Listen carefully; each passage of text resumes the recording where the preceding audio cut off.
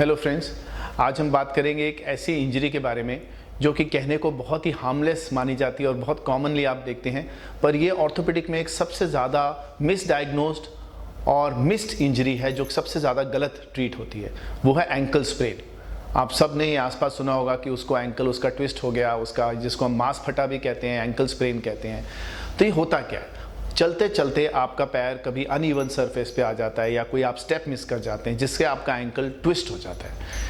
और जब भी कोई इंजरी जॉइंट की होगी तो दो चीज़ें हो सकती हैं, या तो हड्डी क्रैक होगी जिससे फ्रैक्चर है जो कि एक्सरे में आ जाता है, या फिर हड्डी नहीं क्रैक होती है पर लिगामेंट टियर हो जाता है और जिसको हम स्प्रेन भी कह सकते हैं, सॉफ्ट टिश्यू इंजरी भी कह सकते हैं या मांस फटा भी कह सकते हैं। तो आज हम बात करेंगे वो सॉफ्ट टिश्यू इंजरी के बारे में, specially around the ankle joint.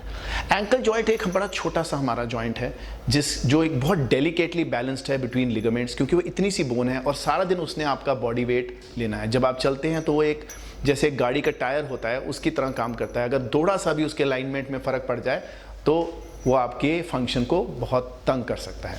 तो जब भी कोई इंजरी होती है एंकल के अराउंड, और सबसे कॉमन इंजरी होती है कि हमारा पैर अंदर को ट्विस्ट हो जाता है, कि जैसे अगर मैं आपको दिखाऊं, ये जो पैर है ये अंदर को ऐसे को ट्विस्ट हो जाता है, आपका स्टेप मिस हो जाता है और आपकी बाहर की साइड पे, एंकल की बाहर की साइड और फ्रंट वाली साइड पे यहाँ पे एक स्वेलिंग, सडनली पेन और स्वेलिंग आ जाती है जिसको हम एंकल स्प्रेन बोलते हैं। ये सबसे कॉमन लिगामेंट है। Of course there are other ligaments also, एक अंदर की साइड और एक बैक साइड पे जहाँ पे हो सकता है, पर आज हम बात करते हैं इस सबसे कॉमन एंकल स्प्रेन के बारे में। सो आपका पैर ट्विस्ट हो जाता है एंड सडनली आप चल तो लेते हैं, पर आप घर आते हैं और देखते हैं कि उसमें स्वेलिंग आ गई, पेन आ गया, खासकर जो outer side of the ankle पे, फ्रंट वाली और आउटर साइड पे। तो इसको हम कैसे ट्रीट करें और हम इसको कैसे मैनेज करें? मैंने जैसे बताया बड़ी ही मिस्ड इंजरी है, क्योंकि हम सोचते हैं कि कुछ नहीं, हल्का सा पेन है, हम चल पा रहे हैं, स्वेलिंग है, हम अपने आप मैनेज कर लेंगे। पर ये इंजरीज कई महीनों तक, कई बार सालों तक तंग करती है। On an average every day, let me tell you, I get one patient in my OPD जो मुझे कहता है, डॉक्टर साहब मेरा 3 महीने पहले, 6 महीने पहले पैर ट्विस्ट हुआ था, मैंने क्रेप बैंडेज बांधी, मैं चलता रहा, काम करता रहा, पर अब वो पेन बढ़ रहा है या पेन जा नहीं रहा या मेरा एंकल अनस्टेबल हो रहा है। तो ये जो लिगामेंट्स होते हैं ये एक इलास्टिक बैंड्स की तरह होते हैं, रबर बैंड्स की तरह।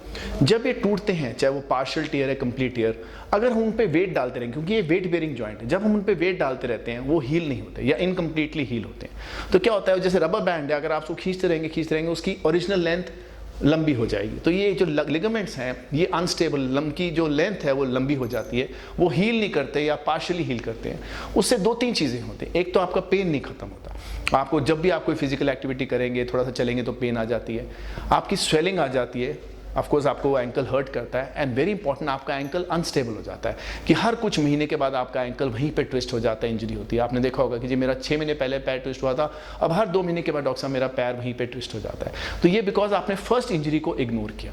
सो what you do in the first 3-4 weeks is a very very important part of treating an ankle injury.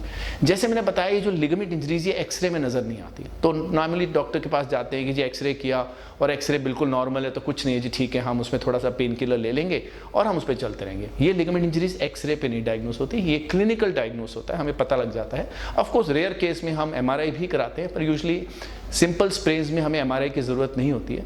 तो इनिशियल पीरियड इज़ राइस। मैं हर बार अपने टॉक में राइस का नाम लेता हूँ, मतलब रेस्ट करना है उस एरिया को, उस पर आइसिंग करनी है। जो आइस करती है वो no amount of painkiller can work like an icing does. उस पर कंप्रेशन बैंडेज, या तो आप क्रेप बैंडेज बांध दीजिए, या एंकल बाइंडर्स आते हैं, और पैर को ऊंचा रखिए, आप अपना keep it on 2 pillows. So initial period of 2 to 3 days or even a week of icing and rice treatment is very useful.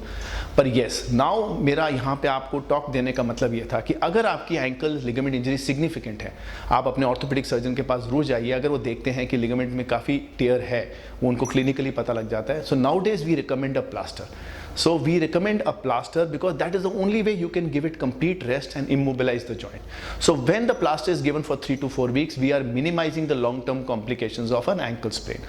So अपने डॉक्टर के पास जरूर जाइए, इग्नोर मत करिए। अगर उसको लगा कि स्वेलिंग पेन है तो एक प्लास्टर लीजिए, उस पर वेट मत डालिए। देखो जो प्लास्टर है वो तो सिर्फ मूवमेंट को रोक सकता है, जो आपने वेट डालना है वो आपने खुद पे, तो अपना वॉकर लीजिए या क्रचेस लीजिए, उस पर 3 से 4 हफ्ते, कई बार 6 वीक्स तक हम उस पर वेट नहीं डालते, और धीरे धीरे उसके बाद प्लास्टर खोल के रिहैबिलिटेट रिहैबिलिटेशन करिए। ऑफ कोर्स जब आप प्लास्टर खोलते हैं थोड़ी सी पेन और स्वेलिंग कुछ महीने तक परसिस्ट कर सकती है, उसके लिए हम आपको कुछ एक्सरसाइजेस बताते हैं जिसको हम एंकल स्ट्रेंथनिंग एक्सरसाइज कहते हैं, contrast bath, hot and cold और माइल्ड एंटी इन्फ्लेमेटरी। सो अगर आपकी इंजरी सिग्निफिकेंट है तो मैं आपसे रिक्वेस्ट करूंगा आप डॉक्टर के पास जाइए, खुद ट्रीट मत करिए। अगर हो सके तो एक किसी kind of immobilisation, could be an ankle binder, could be a plaster, आजकल ब्रेसेस आ गए हैं, वो रखिए। इनको इग्नोर मत करिए बिकॉज ये एक्सरे में नज़र नहीं आती तो हम इनको इग्नोर करते हैं। उसको कंप्लीट अपना रेस्ट दीजिए एंड फिर उसके बाद rehabilitation programme. So ankle sprains are simple injuries if treated properly, but they become very chronic and nagging issues अगर आप उनको मिस करेंगे और उनको आप रेस्ट नहीं देंगे। Thank you.